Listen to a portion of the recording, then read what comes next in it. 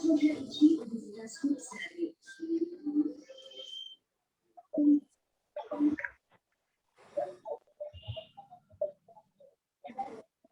let us start. Yes.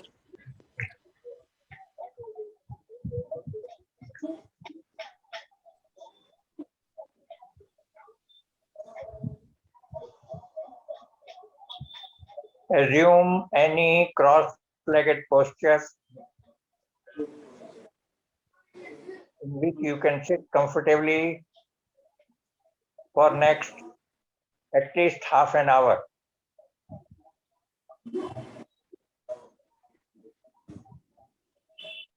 Spine straight and vertical.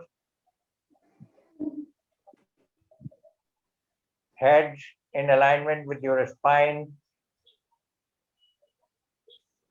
Eyes gently closed.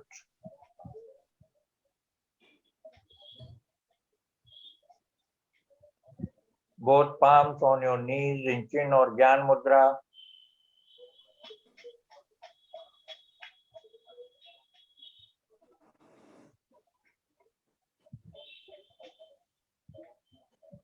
Raise your shoulders a little and then push your shoulders a little backwards. After raising, push them a little backwards.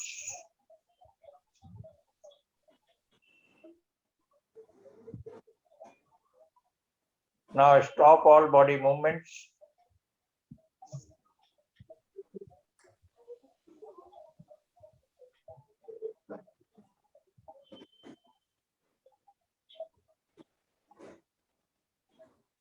Ensure that your spine is straight and vertical and eyes gently closed. Now become aware of your whole body.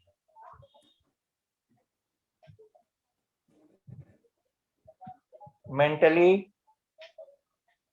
see every part of your body, keeping your eyes closed.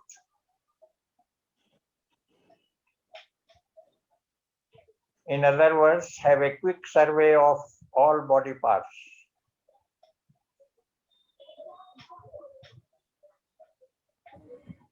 Just mentally feel every part of your body, one by one.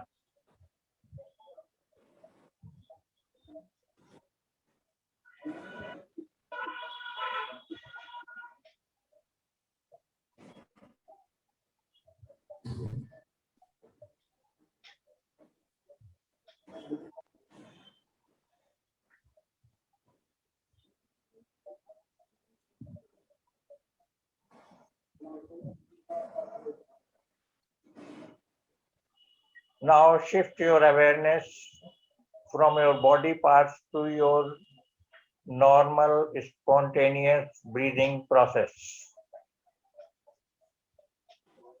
Follow each breath which you inhale and each breath you exhale mentally. Follow the breath mentally in and out of your body.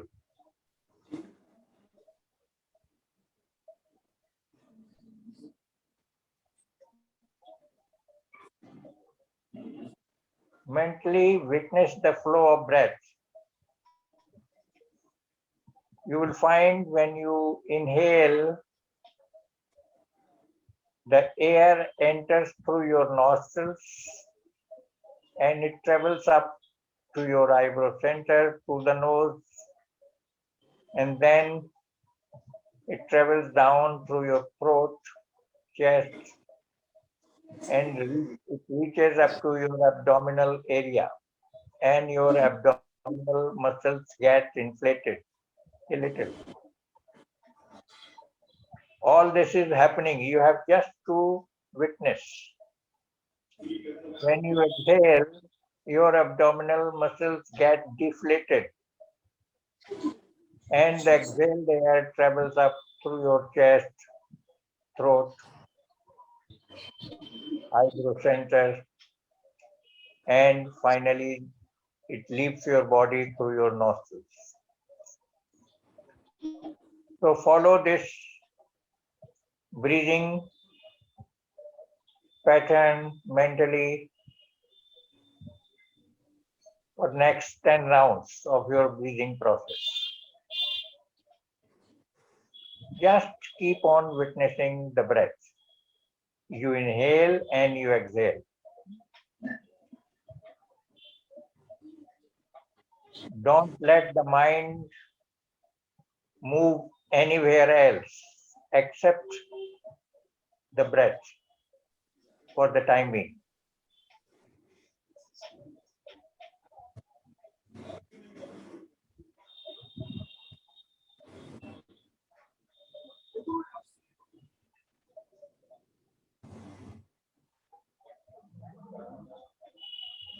This is the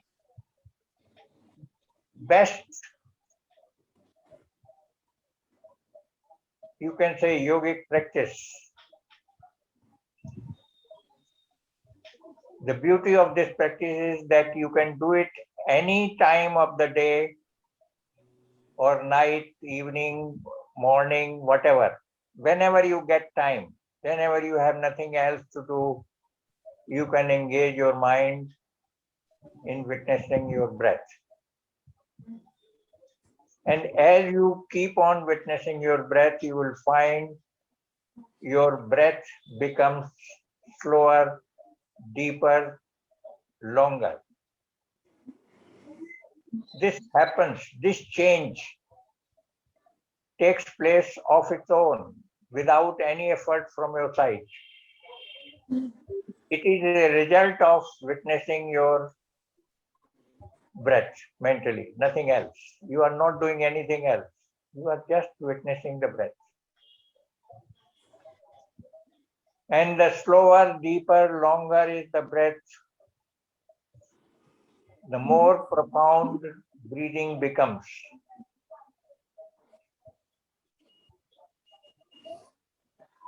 And it will have lot of beneficial effects on your physical well-being as well as on your mental well-being. In a way, you can call this practice as a meditation. ध्यान का अभ्यास है ये. सीधे बैठकर अपनी श्वास को लगातार मेंटली देखते जाना. And if you can do it regularly for some extended period of time, you will find overall changes taking place within your personality.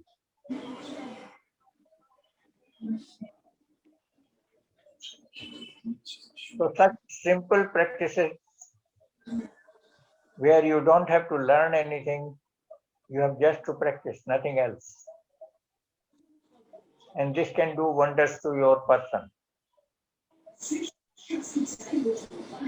अब श्वास से हटाकर अपने मन को भ्रूमध्य में, आईब्रो सेंटर में फोकस कीजिए अपने मन को.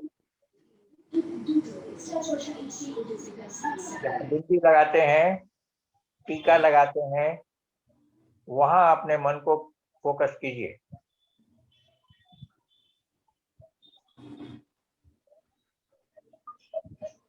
भ्रूमध्य को देखते हुए हम 3 बार ओम मंत्र का उच्चारण करेंगे एक साथ. गहरी लंबी श्वास लीजिए, श्वास छोड़ते हुए ओम मंत्र का उच्चारण जितना संभव हो, जितनी देर तक कर सकें अच्छा है, लेकिन डोंट एग्जॉस्ट योरसेल्फ. गहरी लंबी श्वास लीजिए. और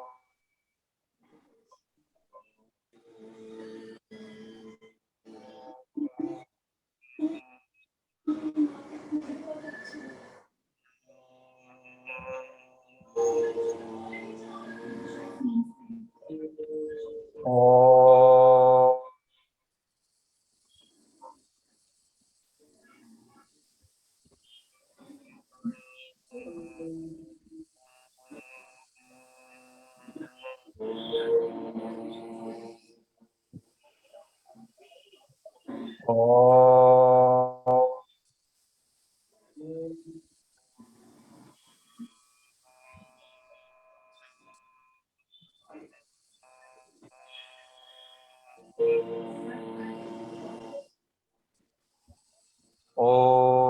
शांति शांति शांति।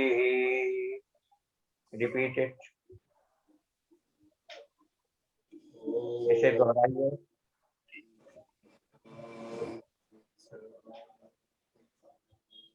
हरि ओम।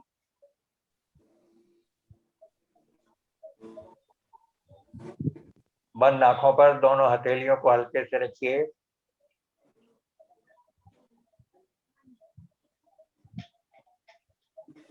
धीरे से आंखें खोलिए, हथेलियां नीचे।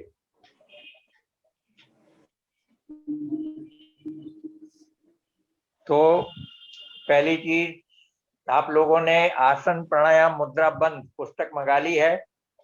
नहीं, उसको मंगाइए, क्योंकि बिना उसके आपकी प्रोग्रेस को मॉनिटर करने के लिए आपके पास कोई और अल्टरनेटिव नहीं है। You have to consult the book.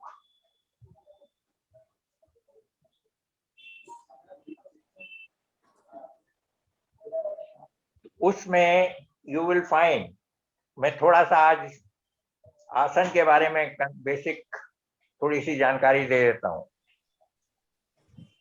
ये जो पुस्तक हमारे गुरुजी ने लिखी है, उसमें शुरू में उसमें आसनों को बहुत बढ़िया ढंग से क्लासिफाई किया गया है, अलग अलग उसके ग्रुप्स में उसको डिवाइड किया गया है। तो सबसे पहले जो ग्रुप है आसनों का उस पुस्तक में, उसका नाम है पवन मुक्तासन सीरीज ऑफ आसनस। और वो ग्रुप का पूरा ओवरऑल ब्रॉड नेम इज पवन मुक्तासन। उसमें 3 डिविजन्स हैं। पहला है शरीर के सभी जोड़ों को, ऑल जॉइंट्स, उनको फ्लेक्सिबल बनाने के लिए, क्योंकि आसन एडवांस आसन करने के पहले you have first to make your joints supple, flexible. Joints में जो स्टिफनेस है उसको दूर करना है, ये सबसे पहली जरूरत है। और इसके लिए गुरुजी ने डिजाइन किया है पवन मुक्तासन सीरीज पार्ट 1। और ये पार्ट 1 जो है, it is called anti rheumatic series also, यानी जो जोड़ों के दर्द की समस्या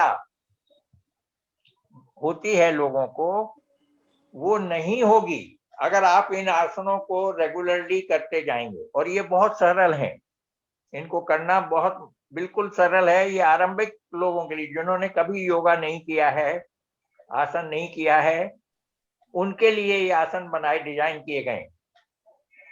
तो बहुत आसानी से सभी कोई कर सकते हैं। और इनको अगर आप रेगुलरली करते जाएंगे तो आपके बॉडी के जितने भी जॉइंट्स हैं, फिंगर जॉइंट से लेकर wrist joint, elbow, shoulder joint,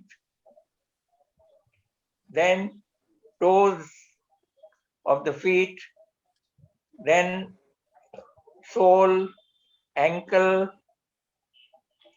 then knee, hips, neck, तो ये जितने जॉइंट्स हैं इन सब के लिए अलग अलग आसन डिजाइन किए गए हैं उस पुस्तक में। उनको आप सीधे से पुस्तक को लेकर सामने रखकर उसको सब पढ़ लीजिए, and then you can practise. और बीच बीच में आप चेक करने के लिए कि you are doing it right, एक बार फिर से किताब को, इंस्ट्रक्शंस को देखिए कि कहीं आप शॉर्टकट तो नहीं कर रहे हैं। तो ये पहला पार्ट 1 है। All joints have the objective is to make all your joints supple. दूसरा पार्ट जो है वो है डाइजेस्टिव सिस्टम को स्ट्रेंथन करने के लिए। हमने एक दिन चर्चा में आप डाइजेस्टिव सिस्टम के बारे में बताया था कि डाइजेस्टिव सिस्टम हमारा बहुत प्रोमिनेंट रोल प्ले करता है हमारी पर्टिकुलरली फिजिकल और मेंटल हेल्थ में। फिजिकल हेल्थ मेनली हमारा ये अनुभव है, इतने सालों तक योग का जो प्रशिक्षण हमने दिया, लोगों को सिखाया, उसका अनुभव ये है कि 50%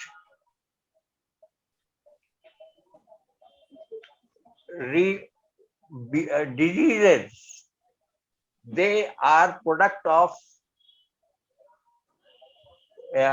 when your digestive system is not functioning normally। मतलब पेट और पेट से संबंधित जो समस्याएं हैं, वो इंडाइजेशन हो या दूसरा कुछ हो, लूज मोशन हो, दिस दैट व्हाटएवर, ये अगर आप अपने पेट को बिल्कुल परफेक्ट कंडीशन में मेंटेन कर सकते हैं तो you can ensure that at least 50% of the diseases with which you suffer, rather I would increase the number, you can say 70% of the diseases आपके पास नहीं आएंगी अगर आपका डाइजेस्टिव सिस्टम सही से काम कर रहा है। और सही से काम करने का मतलब यह है कि जो आप खाते हैं उसमें महत्वपूर्ण पॉइंट्स क्या हैं। Food is most important thing which you eat, say normally breakfast and 2 meals, lunch and dinner, plus tea and snacks in the evening, so you can say 4 intakes every day. We normally go for it. So you have to be selective what you eat. You have to read some literature on this, what food, say vitamins, minerals, this and that, or you may be hearing about it, but you have to be particular about it. That means your diet should be selective. और दूसरे तो इसलिए ऐसा खाना खाइए आप जिसमें आपके बॉडी की रिक्वायरमेंट्स ज्यादातर पूरी हो जाए। और दूसरे बहुत मसाला, तेल, घी बहुत ज्यादा एक्सेस में, और पर्टिकुलरली फ्राइड आइटम्स आपको अवॉइड करना चाहिए। कभी कभी थोड़ा बहुत, मैं आपको पर्सनल बता सकता हूं कि पूरी कचौड़ी शायद मैं साल में 1-2 बार खाता हूं, वो भी बहुत हम तो नहीं, कभी नहीं खाता। I just they are not part of my meal at all। उसमें आपको थोड़ा सा अपने से जीभ को आपको कंट्रोल करना पड़ेगा, बिकॉज टंग जो है ना, टेस्ट, ये टंग का फंक्शन है, सारा टेस्ट टंग में है। हमारे गुरुजी कहते थे कि ये टके भर की जीभ जो है वो 70 किलो के शरीर को जीवन भर रुलाती रहती है।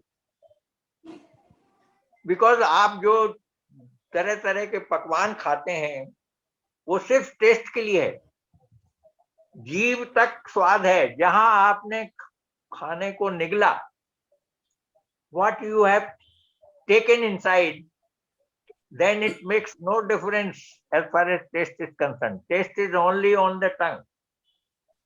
अंदर गया तो चाहे आपने खीर खाई, चाहे समोसा खाया, चाहे आपने कुछ कचौड़ी खाई या पूरी खाई या सूखी रोटी खाई, अंदर में जाके टेस्ट से कोई मतलब नहीं रह जाएगा। लेकिन पूरी कचौड़ी खाएंगे तो अंदर में जाके, यहाँ जैसे वो खाना आपका पेट में पहुंचता है, then पूरी कचौड़ी will start giving you problem. उस भोजन को पचाने में जो फ्राइड है, ऐसे भोजन को पचाने में आपके पेट को दुगनी मेहनत करनी पड़ेगी और शायद दुगना टाइम भी लगेगा। स्वामी जी 1 मिनट। ये मैदा का पूरी लोग बहुत खाता है बंगाल में। मैदा तो फूड के आपके होना ही चाहिए। मैदा is not a food item for human beings. It is not at all good.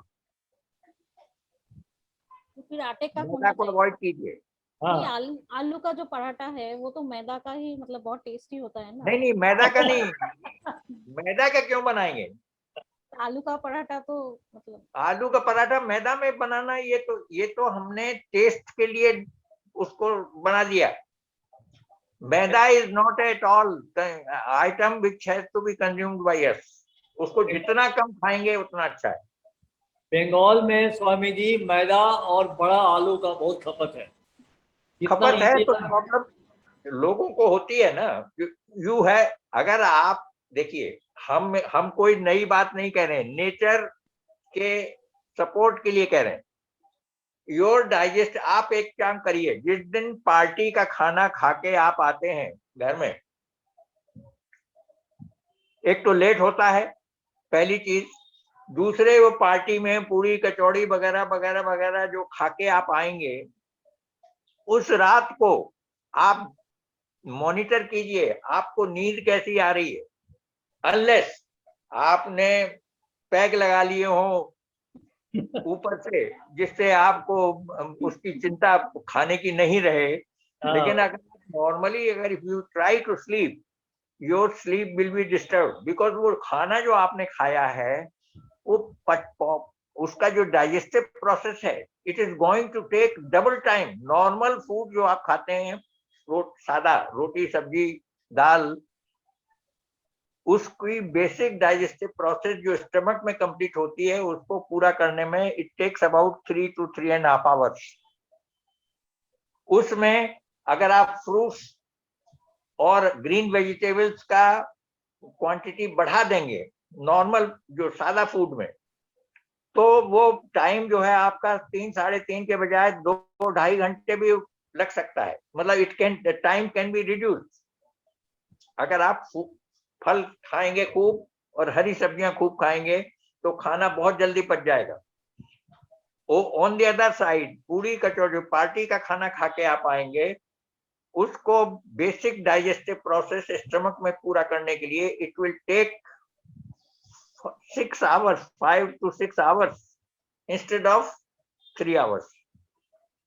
यानी पूरी रात वो अनडाइजेस्टेड फूड आपके स्टमक में पड़ा रहेगा, होल नाइट। नेचुरली उसके चलते फिर क्या है, सुबह खट्टी डकारें आना, गैस बनना, बल्किंग, मतलब एसोसिएटेड जो भी उसके परिणाम हो सकते हैं, वो आपको फेस करने पड़ सकते हैं। इसलिए फूड के बारे में, if you want to lead a good life, then you have to ensure कि आप जो easily digestible food हो और साथ में न्यूट्रिशियस हो, दो चीजों का ध्यान रखना है। और न्यूट्रिशियस क्या है और इजीली क्या डाइजेस्ट हो सकता है, उसके लिए थोड़ा साहित्य पढ़िए, read books on the subject and get convinced, and then select your food item, what you have to consume। अब जब से बताया कि बंगाल में सब लोग मैदा खाते हैं, तो आप अपने पेट के साथ you are doing torture। आप अपने पेट के साथ अत्याचार कर रहे हैं। मिठाई तो रोज खाती हूँ मैं, मतलब मिठाई के नहीं, रोज खाते हैं तो आपको problem, you can not lead a very healthy life, be sure. जब तक आपकी उम्र है, यूथ है, somehow your system will manage, but when you grow old, things will become definitely complicated. और आपने शुरू में परिचय में किया, I am sitting before you, I am plus 85 and I have absolutely no problem. जवानी में ठीक है, यंग एज 30, 40, 50 तक आपका शरीर किसी तरह काम झेल लेगा सब कुछ, लेकिन उसके बाद में समस्याएं जब मल्टीप्लाई करेंगी तब फिर डॉक्टर, हॉस्पिटल, उसी के भरोसे गोलियां खा खा के, इंजेक्शन लगवा के आपको अपनी जिंदगी काटनी पड़ेगी। ये दुर्भाग्य से ये स्थिति है और आप अपने अगल बगल में देखते होंगे। इसलिए फूड इनटेक के बारे में आपको कॉशियस होने की बहुत जरूरत है। Another point, डिनर से टाइमिंग जो है वो बहुत महत्वपूर्ण है। And you start with your dinner. Dinner should be, हमारे यहाँ आश्रम में 5:30-6 बजे डिनर होता है। 5:30 और 6, वो विंटर में और समर में थोड़ा अंतर हो जाता है। तो इवनिंग स्नैक्स कितने तो, बजे आप हैं? इवनिंग स्नैक्स जो होता है वो तो 5 से 6 बजे के अंदर लेना चाहिए ना। इवनिंग स्नैक्स मतलब इवनिंग स्नैक्स, स्नैक्स की जरूरत नहीं है। Avoid snacks. ठीक ठीक। एक चीज और, स्नैक्स जो आप लेते हैं उसमें फूड वैल्यू बहुत जीरो रहती है virtually. you just by habit you take it or for taste you take it. Snacks में जो भी आइटम आप खाते हैं उसकी फूड वैल्यू देखिए आप क्या है, कितना आपके शरीर को वो फायदा पहुंचाने वाला है, आप विचार करके देखिए। Snacks are not required. तो स्वामी जी मैं एक बात बोलना चाहूंगा कि स्नैक्स में हम जो खाते हैं उसमें फूड है, खाली कोई भी आलतू फालतू चीज नहीं है। नहीं है तो ठीक है, लेकिन नहीं। another point, 1 breakfast and 2 meals, this is more than enough for a normal human being. इससे ज्यादा खाने की आपको जरूरत नहीं है। 3 टाइम बहुत है, बल्कि +60 के लिए सलाह है हमारी कि आप 2 टाइम पे आ जाइए। Those who are above 60, they should come down to only 2 intakes in a day. Personally, I take breakfast plus either lunch or dinner. Normally lunch. So breakfast around 8 to 9, lunch around 2, and in dinner add by either some fruits by 5 o'clock or so, or one plate of some green vegetable. That's all. And this I am doing for last 45 years. And it is not difficult. Once you convince yourself, all the questions in the mind, they run away.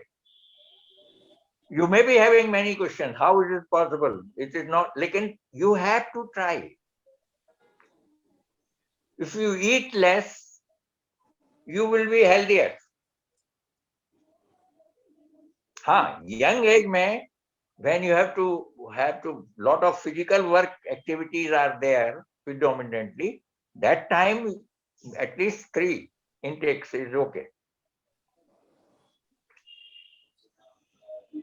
And timing, dinner time, you make, say for 7 o'clock, you can extend it. Let your dinner be over by 7. Again, there is a scientific reason. As I told you, the meal which you take it takes about the basic digestive process which is completed in your stomach. It takes about 3 to 3.5 hours. So if you are going to sleep by 10:30, then by 7, if you finish your dinner, that means by the time you go to sleep, your stomach will be empty. Basic digestive process पूरी हो जाएगी और वो digested food in stomach वो जो transfer हो जाएगा small intestine में. तो इस यानी when you go to sleep आपका स्टमक खाली हो जाना चाहिए. ये एक कंडीशन है और ये साइंटिफिक है बिल्कुल. इसमें कहीं कोई इधर उधर की बात नहीं है. आपका ट्राई करके देखिए. सोने से 3.5 घंटे पहले भोजन करिए और भोजन जितना सादा करेंगे उतना शरीर के लिए ज्यादा वो आपके काम आएगा. और मैदा, फ्राइड आइटम्स, सब्जियां वगैरह भी बंगाल में भाजा बहुत प्रचलित है. मैं बंगाल में बहुत दिन उधर रहा हूं और कई घरों में, बंगाली घरों में मेरा बहुत इंटीमेट आना जाना रहा है. फूड बहुत टेस्टी है. तो वहां भाजा बहुत है. मतलब एवरी सभी सब्जी simple easiest way of cooking. तेल गरम किया और उसमें फ्राई कर लिया. और तो दैट इज नॉट डिजायरेबल. सब्जियां जो हैं वो पानी में कुक होनी चाहिए, तेल में नहीं. Vegetable should be cooked in water, not in oil. तो इसलिए इस तरह के खाने को भी आपको मतलब ये अवॉइड करने की जरूरत है. और उसके लिए पढ़िए. मैं जो कह रहा हूं उससे सीधे सीधे आपको एग्री होने की जरूरत नहीं. I want you to read some books on this subject. जो मेडिकल प्रोफेशनल्स ने लिखी हो उनकी किताबें पढ़िए. डॉक्टरों की लिखी हुई किताबें पढ़िए, मिल जाएंगी आपको. यहाँ आपको मैं और बता दूं चलते चलते अभी अचानक I am coming to my mind. यहाँ एम्स में कार्डियोलॉजी के head about 25 years back doctor HS Bashir, doctor Harvansh Singh Bashir cardiology के HOD थे. वो प्रेसिडेंट के ऑनरेरी फिजिशियन भी थे. उन्होंने, आप गूगल में ढूंढेंगे डॉक्टर HS बशीर के नाम से, तो he has written some 8 to 10 books how to manage your heart और हार्ट प्रॉब्लम्स. इसके ऊपर और वो किताबें उन्होंने कॉमन मैन को फोकस करके लिखी. वो डॉक्टरों के लिए भी उपयोगी हैं, but his focus is those who are undergoing this problem, what to do, what not to do. ये सारी चीजें उन्होंने एक being a top medical professional उन्होंने उन किताबों में दिया है. बहुत इंफॉर्मेटिव किताबें हैं, आप उनको पढ़िए. उसमें आप देखेंगे कि फूड इज हार्ट प्रॉब्लम नहीं हो आपको, उसके लिए भी food intake is plays a very vital role. उसको आप अगर बढ़िया से ध्यान देंगे तो सारी चीजें ये उसी से रिलेटेड हैं. खाना अगर आप सादा खाते रहेंगे और डिनर जैसे मैंने बताया आप थोड़ा अर्ली लेंगे तो आपको हार्ट प्रॉब्लम होने की संभावना 50% नहीं रहेगी. There may be some reasons. मैंने अपने बारे में बताया कि मैं आपको बता चुका हूं कि मैं 80 साल का हुआ तो आश्रम से लौटा. मैं यहाँ के एक बड़े हार्ट हॉस्पिटल जो है नोएडा का, वहां गया. उन्होंने हमको टेस्ट कराया, टेस्ट करके हमको डिक्लेयर कर दिया कि you are a heart patient.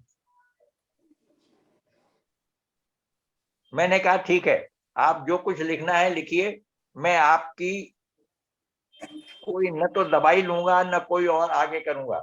I know what to do.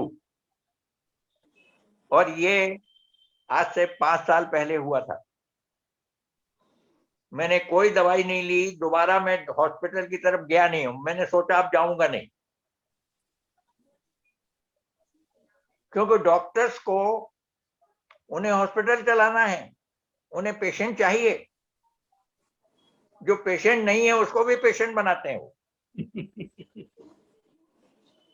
तो इसलिए 5 साल से मैं बिल्कुल सही हूं, कोई प्रॉब्लम कहीं, कोई हार्ट में नो कॉम्प्लिकेशन, नो प्रॉब्लम कहीं, कोई हमको आज तक कोई झंझट नहीं हुआ। तो इस तरह से ये जो सिचुएशन है, लेकिन I take care of my food intake, timings, and दूसरे मेंटली अपने को रिलैक्स रखने की कोशिश करता हूं। यानी योग की मदद से बाकी जो कुछ मैं कर सकता हूं वो करता हूं, but I am managing and there is no problem. तो इन ए वे डॉक्टर को हमने फेल कर दिया। उसने कहा आप एंजियोग्राफी कराइए और ये ब्लड थिनर लेना शुरू करिए। मैंने कहा मैं ब्लड थिनर भी नहीं लूंगा, एंजियोग्राफी भी नहीं कराऊंगा, क्योंकि इस तरह की सिचुएशन को कैसे मैनेज करना है आप नहीं पढ़े हैं, मैं पढ़ा हूं। I know if there is some constriction in my arteries, that means how to manage them, I know better than you. आप लोग दवाई छोड़ के आपको कुछ नहीं मालूम। तो ये चीजें आज नहीं, मैं यही कह रहा हूं कि ओल्ड एज में आपको समझ में आएंगी इनकी वैल्यू क्या है। ये जो कॉन्फिडेंस आपके अंदर आएगा कि you can manage yourself completely, इससे बराबर आपको कहीं कुछ नहीं है जीवन। इसलिए फूड के बारे में क्वालिटी उसको पढ़िए, कौन से खाने में कौन सा, कितने विटामिन, कितने मिनरल, कितने जो भी अलग टेक्निकल टर्म्स हैं आपको मिलते हैं पढ़ने को, उन सब के बारे में जानकारी लीजिए और अपने खाने को थोड़ा सा संतुलित बनाइए और टाइमिंग को थोड़ा सा एडजस्ट कीजिए। डिनर को जल्दी खाने की कोशिश कीजिए। और मैंने यहाँ तक मैं पूरे देश में घूमा हूं, इंडस्ट्री में गया, वहां शिफ्ट में ड्यूटी होती, उनको मैंने सलाह दी कि चाहे जो शिफ्ट हो टाइमिंग आपकी यही रहनी चाहिए। रात को 10 बजे शिफ्ट खत्म होती है, घर आके आप नहाएंगे, धोएंगे, जो कुछ भी करेंगे, 11 साढ़े 11 बजे आपको डिनर खाने की आदत है, वो बंद कर दीजिए, जरूरत नहीं है। आप डिनर जो है ऑफिस में वहां जहां जाइए वहां टाइमिंग इस तरह से एडजस्ट कीजिए कि बीच में लंच ब्रेक होता है या टी ब्रेक, जो कुछ भी होता है, उस पीरियड में आप नॉर्मल टाइम में अपना डिनर कंप्लीट कर लीजिए। आपको 11:30 12 बजे डिनर करने की जरूरत नहीं है। और बाई एनी चांस किसी वजह से अगर बहुत लेट हो गया किसी दिन, तो it is better to go without dinner to sleep. आप ज्यादा है, थोड़ा दूध हल्दी डाल के दूध पी लीजिए, सो जाइए, खत्म। It is advisable, it will do lot of good to you than consuming dinner at 11:30 or 12 o'clock in the night. तो ये फूड के बारे में आपको बेसिक कंसेप्ट हमने बताया, और इसके लिए इसको और सपोर्ट प्रोवाइड करने के लिए ये जो डाइजेस्टिव सिस्टम का जो एरिया है, ये एब्डोमेन एरिया कहलाता है, उसके लिए पवन मुक्तासन सीरीज पार्ट 2 के जो आसन डिजाइन किए हैं गुरुजी ने, वो है कि आपकी डाइजेस्टिव सिस्टम की एफिशिएंसी को बढ़ाना है।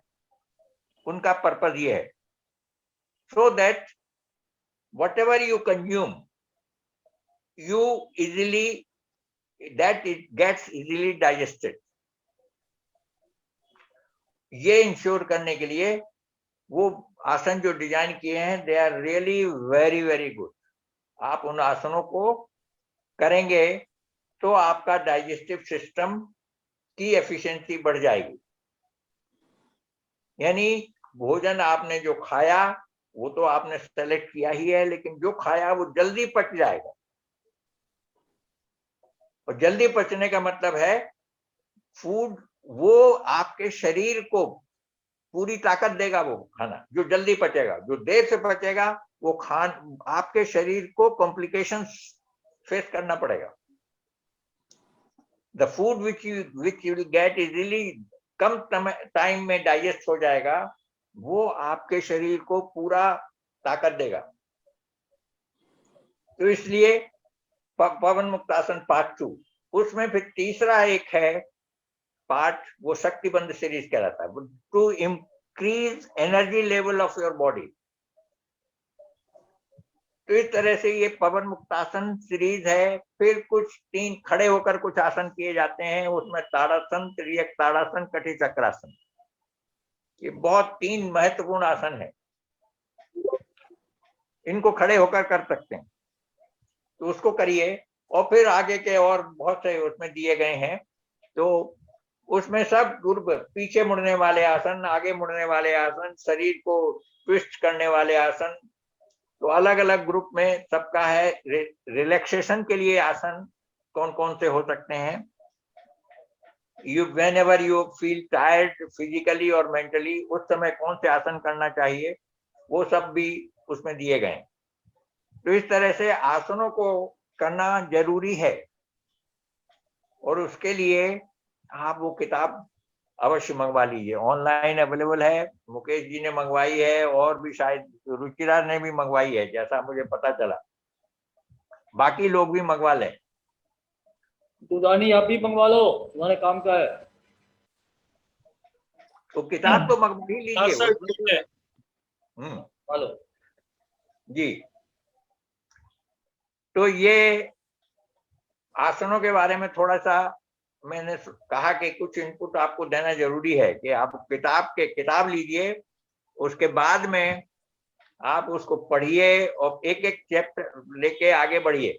पीएम पवन मुक्तासन सीरीज पार्ट 1 पहले करिए, पढ़िए, और उसमें जो इंस्ट्रक्शंस दिए गए हैं उसके हिसाब से उन आसनों को करना शुरू कीजिए. और फिर धीरे धीरे पवन मुक्तासन पार्ट 2 में जाइए, फिर पवन मुक्तासन पार्ट 3 में जाइए, फिर उसके आगे जो दिया है, मतलब जैसे उसी क्रम में जैसे किताब में दिया है, it is very scientifically done, उसको आप उसी रूप में करते चले जाइए. And you will find things will start changing in your life. साथ में ये आसन प्राणायाम भी, उसमें एब्डोमिनल ब्रीदिंग बेसिक है. और एब्डोमिनल ब्रीदिंग के लिए मैंने कहा कि वो लेट कर, पीठ के बल सीधा लेट जाइए फ्लैट, और फिर एब्डोमिनल ब्रीदिंग का अभ्यास कम से कम 10 राउंड सवेरे, 10 राउंड शाम को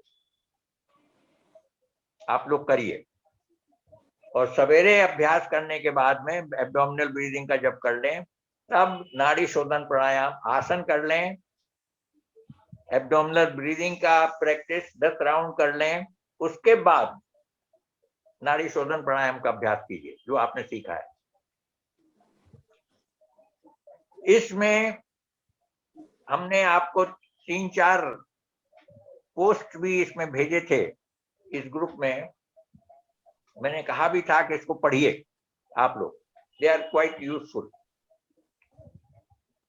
उसमें मैंने बताया कि नाड़ी शोधन प्राणायाम जब आप करते हैं तो हमारे ब्रेन के 2 हेमिस्फीयर्स हैं. ये टेक्निकली बिल्कुल मेडिकल बुक से लिया गया है ये इंफॉर्मेशन. तो उसमें राइट में जो ब्रेन है वो मेंटल फैकल्टीज को एनर्जाइज करता है, कंट्रोल करता है, और लेफ्ट ब्रेन फिजिकल एक्टिविटीज. तो left is for sympathetic nervous system, जो नर्वस सिस्टम का पार्ट है, सिंपैथेटिक पैरासिम्पैथेटिक उसको एनर्जाइज करता है, और right brain parasympathetic nervous system को एनर्जाइज करता है। पैरासिम्पैथेटिक नर्वस सिस्टम का मतलब है the system which induces relaxation in your body and mind, और sympathetic nervous system which activates your body physically to perform particular task. That means during wake up time your sympathetic nervous system should be active, otherwise you cannot do physical works. इसके अलावा उसमें हमने एक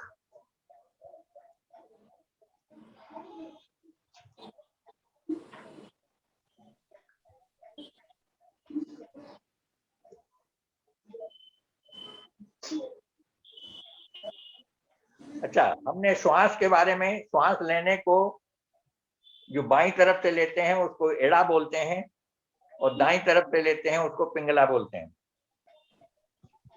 तो right hemisphere, अब यहाँ कुछ additional information हमने उस पोस्ट में दी, मैं उसको पढ़ रहा हूँ आपको थोड़ा सा एम्फसाइज करने के लिए।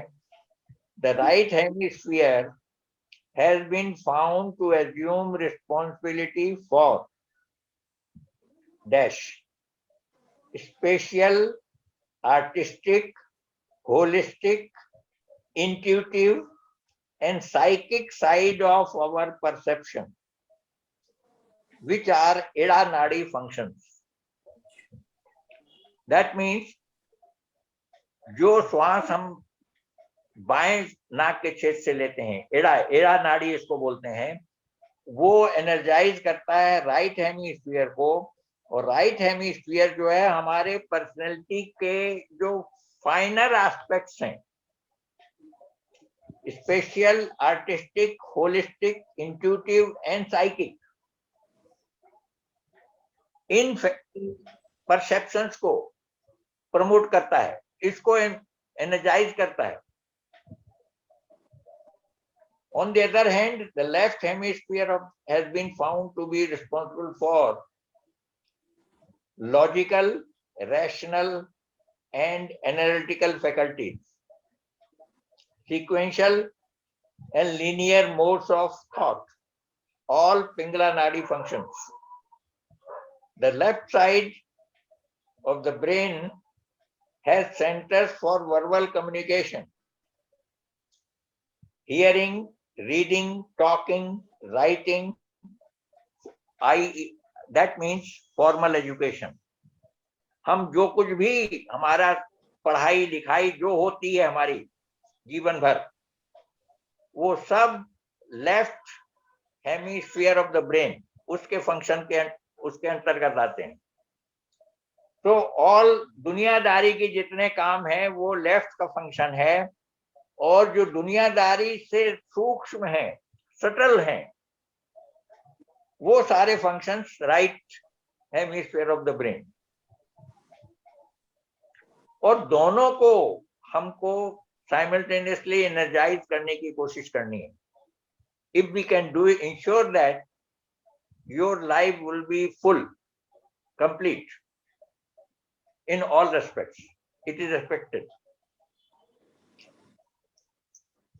आगे इसमें लिखते हैं the left lobe has qualities of competitiveness, selfishness, aggression, the so-called male qualities, while the right cerebral lobe is endowed with feminine qualities of love, compassion and nurturing. Right brain जो है वो सारे फाइनर क्वालिटीज जो होते हैं हमारे, उनको promote करता है।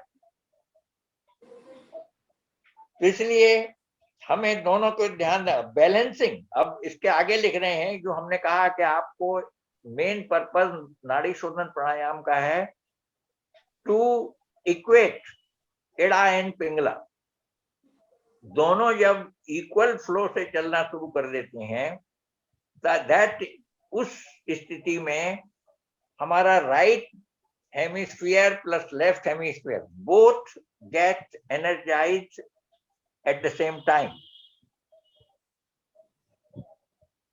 यानी उस समय आपकी फिजिकल और मेंटल फैकल्टी दोनों ऑप्टिमम लेवल में काम करना शुरू कर देती हैं, and that is the ideal situation.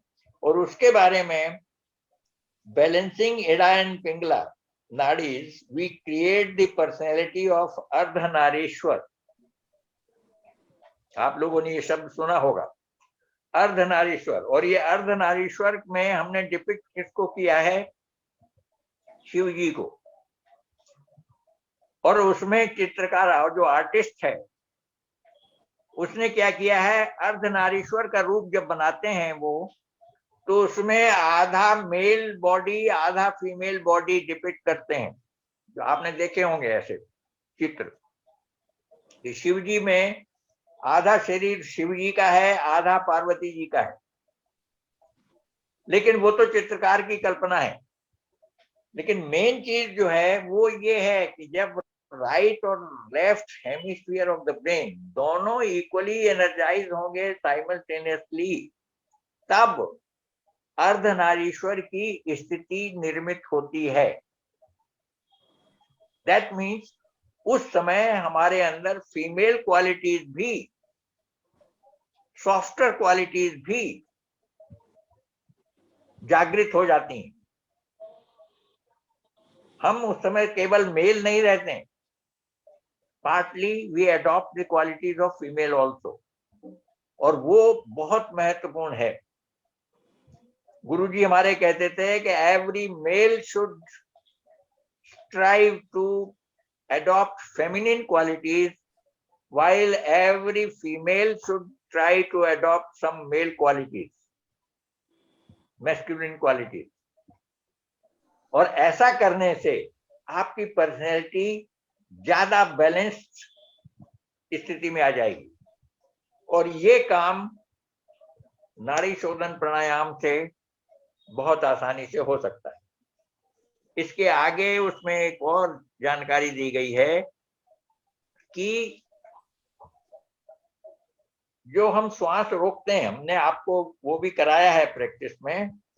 तो श्वास जब हम रोकते हैं, when you hold the breath, उसका नतीजा क्या हो सकता है? आप लोग सब पढ़े लिखे लोग हैं, कुछ इंजीनियर्स भी हैं, तो इस चीज को ज्यादा अच्छी तरह समझते हैं कि when you hold the breath, that means oxygen intake आपने रोक दिया. और जब ऑक्सीजन इनटेक रुक जाएगा तो क्या होगा? कार्बन डाइऑक्साइड की परसेंटेज बॉडी में, ब्लड में बढ़ जाएगी. और एक तरह से वो जो स्टेज बनती है उसमें आपको ब्रेथलेसनेस की स्टेज डेवलप हो सकती है, if you are not doing it properly. लेकिन अगर आप प्रॉपरली करते हैं तो ब्रेथलेसनेस की स्टेज आने के पहले आप सिचुएशन को बदल देंगे. क्योंकि ये हम बराबर आपको कहते हैं कि अपनी कैपेसिटी के अनुसार ही करिए, और कैपेसिटी को धीरे धीरे बढ़ाइए. इसमें आगे दिया है कि जब कार्बन डाइऑक्साइड, जब आगे की स्टेज आपको हमने नहीं बताई अभी, वो हम बताएंगे भी नहीं क्योंकि वो उसमें प्रॉब्लम हो सकती है. तो उसमें जब आप श्वास अंदर ली, होल्ड की, बाहर आप श्वास छोड़ रहे हैं, और फिर बाहर श्वास छोड़ने के बाद then you hold the breath. ये जो है चौथी स्टेज है. दैट मीन्स टोटल टाइम जिसमें आपने ब्रेथ नहीं ली वो कई गुना बढ़ जाता है. और इसका मतलब है कि उस स्टेज में, फोर्थ स्टेज का जो प्राणायाम का अभ्यास है, उस स्टेज में नाड़ी, ये कार्बन डाइऑक्साइड जो है वो पूरी तरह से बॉडी को सैचुरेट कर देती है और ऑक्सीजन की कमी हो जाती है. लेकिन योगियों ने साइंटिस्ट के साथ मिलकर इसको स्टडी किया, हमारे गुरुजी ने। उसमें उन्होंने पाया कि जब कार्बन डाइऑक्साइड बहुत ज्यादा बढ़ जाती है तब हमारे ब्रेन जो है हमारा डेवलप करता है। ये नई खोज है, ये मेडिकल साइंटिस्ट को शायद पता नहीं है इसके बारे में, या जानते होंगे तो थोड़ा बहुत जानते हैं। कार्बन डाइऑक्साइड यानी देर तक श्वास रोकने पर कार्बन डाइऑक्साइड बढ़ेगी, और कार्बन डाइऑक्साइड जब बढ़ेगी तो ब्रेन के अंदर नए नए कनेक्शंस बनते हैं, नई उसमें ब्रेन न्यूरॉन्स डेवलप करते हैं और new connections are made, that means your brain growth. ये बहुत ऊंची स्थिति है, यानी वो संभावना एक है। और नॉर्मली हमारे गुरुजी का कहना है कि नॉर्मली हम लोग जो ब्रेन यूज करते हैं, जो बहुत इंटेलेक्चुअल हैं, उदाहरण के लिए आइंस्टाइन का नाम लिया जाता है, या हमारे यहाँ जेसी बोस हुए हैं, सत्येन बोस हुए हैं, उन लोगों का नाम लिया जाता है। तो ऐसे जो धुरंधर लोग हैं वो भी शायद अपने ब्रेन की कैपेसिटी का 10% ही यूज कर पाते हैं। 90% हमारा ब्रेन जो है वो डोरमेंट पड़ा रहता है। हम जन्म लेते हैं, बड़े होते हैं, बूढ़े होते हैं, राम नाम सत्य है हो जाती है, और हम अपने ब्रेन का 90% हिस्सा यूज ही नहीं कर पाते हैं। हमें उसकी कोई ट्रेनिंग नहीं दी गई है, हमें कुछ पता ही नहीं है। लेकिन ये जो चौथे स्टेज का नाड़ी शोधन प्राणायाम है, उसमें उनका कहना है कि आपका ब्रेन जो है वो डेवलप करता है। आपकी एक्सेस, उस डोरमेंट जो 90% है, उसमें से कुछ पोर्शन में आपकी पहुंच बनती है, और इस तरह से आप एक तरह से सुपर ह्यूमन टास्क कुछ एकम्प्लिश कर सकते हैं, इसकी संभावना है। जो ऋषियों, मुनियों और महात्माओं के चमत्कार के रूप में हम देखते हैं, कभी कभी कहानियां सुनते हैं कि उसने ऐसा कर दिया और वैसा। अब नारद जी के बारे में कहा जाता है वो तीनों लोक में घूमते रहते हैं, and at his will he can move in anywhere. वो धरती पर, स्वर्ग में, पाताल में, सब जगह जाते हैं without anything. He has to just think, he has to go and he goes, that's all. बाकी कोई फिजिकल सपोर्ट की उनको कहीं भी जरूरत नहीं पड़ती। This capacity and these are not stories, ये सिर्फ कहानियां नहीं है, इसकी संभावना दिखती है।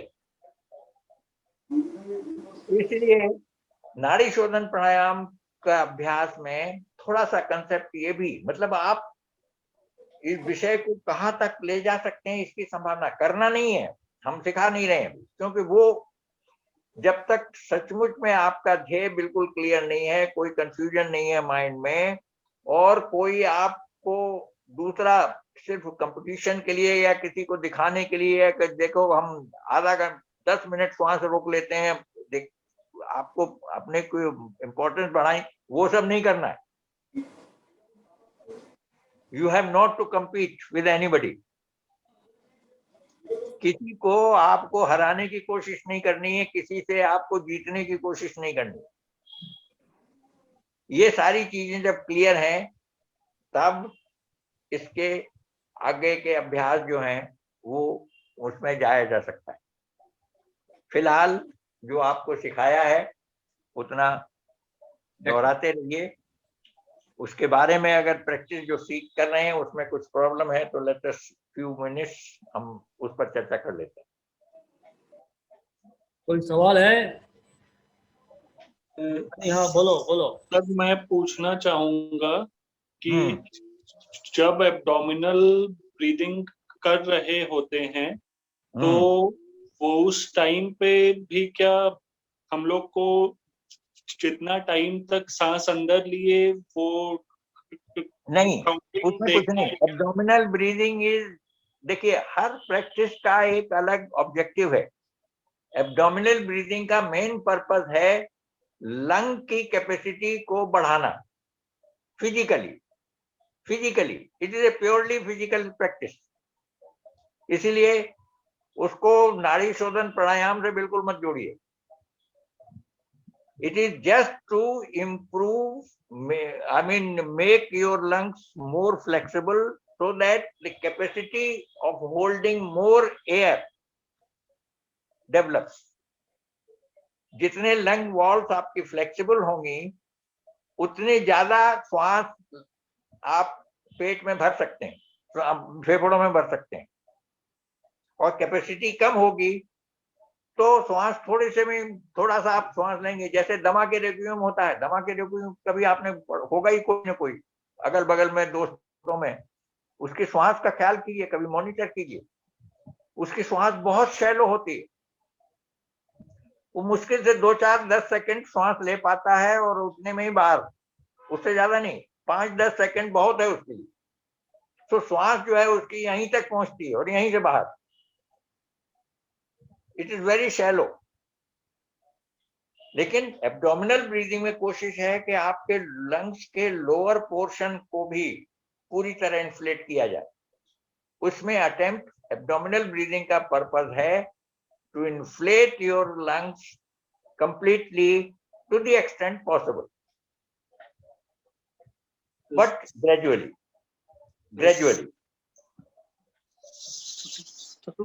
सर एक्चुअली उसमें हमारे साथ में अक्सर हो रहा है कि 6-7 सेकंड तक जो है अंदर इनहेल किए और 10 सेकंड तक बाहर जा रहा है, तो कोई इशू नहीं है ना इसमें? नहीं, कोई इशू नहीं है, वो नॉर्मल उसको। लेकिन आपको उसमें कोई और चीज जोड़ने की जरूरत नहीं है। जस्ट कंसंट्रेट कि आपका पेट पूरी तरह फूले श्वास लेते समय, और श्वास छोड़ते समय पूरी तरह पेट को पिचकाइए जितना हो सकता है। तो deliberately push it down. Swami ji, इसमें कुंभक भी करना होता है क्या? नहीं, इसमें कुंभक की जरूरत नहीं है। कुंभक नहीं है ना, ठीक है। इसमें कुंभक की भी जरूरत नहीं है। खाली इनहेलेशन एक्सहेलेशन आप एफिशिएंटली करते जाइए, बस, नथिंग एल्स। लेकिन ये बहुत इम्पोर्टेंट है, बहुत इम्पोर्टेंट है ये करना, क्योंकि ये करेंगे तभी आप फिर नाड़ी शोधन प्राणायाम के अभ्यास आपको कर पाएंगे ठीक से। अगर आपके लंग्स की कैपेसिटी डेवलप नहीं है तो नहीं हो पाएगा। और जैसा अभी बता रहे थे श्रीवास्तव साहब कि ओम का उच्चारण में पता चल जाता है कि क्या है आपकी, क्या है, कितना दम है। आपको ओम के उच्चारण में ही मालूम हो जाता है कि अगर आपका वो टाइम पीरियड शॉर्ट है, दैट मीन्स लंग की कैपेसिटी आपकी लिमिटेड है, बहुत कम है, बहुत कम है। उसको बढ़ाना है और उसका तरीका है एब्डोमिनल ब्रीदिंग, नथिंग एल्स। तो सर एक चीज और था, ये जैसा कि आपने बताया हुआ है कि 90 मिनट तक नाक के अंदर का जो मसल है एक साइड होता है और फिर 90 मिनट के बाद में दूसरे साइड हो जाता है। तो उसमें जो है सर, मीन्स जब जिस साइड हुआ है उस साइड से जब सांस अंदर खींच रहे हैं तो टाइम बेसी लग जाता है। जब एक नाक से खींच रहे हैं और दूसरे से छोड़ रहे हैं तो वो उस टाइम में टाइम डिफरेंस हो जाता है थोड़ा। होना नहीं चाहिए सर, बट हो जा रहा है, 1-2 सेकंड ऊपर नीचे हो जा रहा है। प्रैक्टिस से, with the practice you can minimise it. जो डिफरेंस हो रहा है वो आप सही ढंग से प्रैक्टिस करते रहेंगे तो अपने आप धीरे धीरे things will settle to a proper way. उसमें होना नहीं चाहिए। और वो जो चेंज ओवर है, it is that means if you don't do anything then also that keeps on happening. 90 minutes में वो एड़ा कभी तेज चलेगी, फिर अगले 90 मिनट के बाद में पिंगला तेज चलने लगेगी, और बीच में चेंज ओवर टाइम आता है। जब वो चेंज ओवर होता है उस समय दोनों फॉर फ्यू सेकंड्स दोनों बराबर चलती हैं। वो एक उस समय अगर मॉनिटर करना मुश्किल है, लेकिन अगर उस समय देखेंगे कि आप you start feeling better at that moment, things are definitely good. तो इसलिए इस नाड़ी शोधन प्राणायाम का जो बेसिक अप्रोच है कि दोनों को इक्वलाइज करना है, और इक्वलाइज करने के कितने फायदे हो सकते हैं ये अभी मैंने आपको एक्सप्लेन किया कि राइट हेमिस्फीयर लेफ्ट हेमिस्फीयर दोनों के फंक्शन कंप्लीमेंट्री हैं बट अलग हैं बिल्कुल। यानी इधर राइट और लेफ्ट में बहुत अंतर है। ये नेचर की ये क्रिएशन जो है, ह्यूमन बॉडी इज मिरेकल। भगवान ने क्या क्या दे रखा है हमको, हमें पता नहीं। तो इसलिए इसको सही ढंग से करने पर things get so much better, इसकी पूरी संभावना है। तो सर एक सवाल और था, सर एक सवाल और था। हाँ, जब 7 सेकंड तक जब अंदर खींचे हैं और उसके बाद में 7 सेकंड होल्ड आप कर वर्ड रहे हैं, खींचना यूज कर रहे हैं, खींचना नहीं है। लेना है। तो means it should be silent. जब इनहेल किए, ये हाँ इनहेल किए, but inhalation has to be silent and exhalation also has to be silent. Silent. ना खींचना हाँ, है सर। ना फेंकना है। हाँ सर, ठीक है सर। वो पंप के सर जैसे जब उसको करना है। सर जब उसको अंदर 7 सेकंड्स होल्ड करने के लिए सर झुका रहे हैं, तो वो उस टाइम में जो 2 सेकंड पार हो जाता है सर झुकाने में और उठाने में, वो क्या कैलकुलेशन में आएगा कि वो सेपरेट? उतनी का कैलकुलेट ओवरऑल आपको ध्यान रखना है। वो इंडिविजुअली में बहुत ज्यादा उसको मैथमेटिकली करेक्ट करने की जरूरत नहीं है। You don't have to be mathematically 100% correct. Purpose इज उस प्रैक्टिस को एक पैटर्न में लाना है, बस, और कुछ नहीं। थोड़ा बहुत अगर इनहेलेशन के समय टाइम 1 सेकंड ज्यादा लग गया और अंदर रिटेंशन के समय 1 सेकंड कम लगा, तो उससे कोई चिंता नहीं है आपको करनी है, क्योंकि दैट नंबर, उस नंबर का कोई स्थायी महत्व तो नहीं है, क्योंकि वो नंबर चेंज हो रहा है विद द प्रैक्टिस। इसलिए वो परमानेंट कोई चीज नहीं है। ये डिपेंड करता है कि आप किस स्टेज तक पहुंचे हैं, और उसके हिसाब से वो नंबर बदलते हैं। स्वामी जी काफी for the doing the practice in a particular pattern, that's all. ये क्वेश्चन आंसर होने से काफी अच्छा हो रहा है, मैंने जो भी कुछ डाउट है क्लियर हो रहा है। ठीक है, ठीक है, तब शुभ रात्रि एंड हरिओम। हरिओम हरिओम। हरिओम।